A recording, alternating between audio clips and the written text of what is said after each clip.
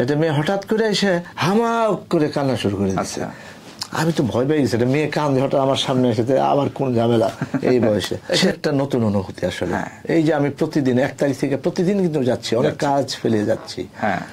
এটা কি এক আকর্ষণ জানি আছে। অভিনয় যেমন আকর্ষণ, অনেক কিছু ছেড়ে অভিনয় করতে আসছি, অনেক বড় বড় চাকরি ব্যবসা ছেড়ে দিয়ে আমি অভিনয় আসছি। আর এটার একটা আলাদা তীব্র আকর্ষণ আছে। মানে যে বসি, একটা কথা বলি, গল্প করি, এটার আনন্দ একটু অন্যরকম। এই সেদিনের একটা ঘটনা, এটা মেয়ে হঠাৎ করে এসে হামাক করে কান্না শুরু করে দিচ্ছে।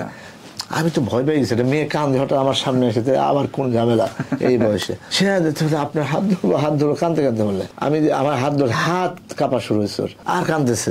ওর বাবা বলে আবেগে কাঁদতেছে। আপনার এত নাটক দেখে সে, ও তো আপনাকে কল্পনার জগতে বিচরণ করতে দেখে, কিন্তু হঠাৎ করে যখন আপনাকে দেখলো যে আপনি মানে এইখানে সামনে, সে জানতো না যে আপনি এখানে থাকবেন, ওইটা সেই করতে পারে না।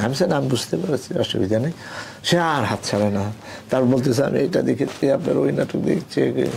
তা আমি ওর বাবার বললো আপনি নাম্বারটা দেন, আমি আপনি যে কোনো সময় আমাকে ফোন দিন, যোগাযোগ করেন, ওর সাথে কথা বল, কোনো অসুবিধা নেই।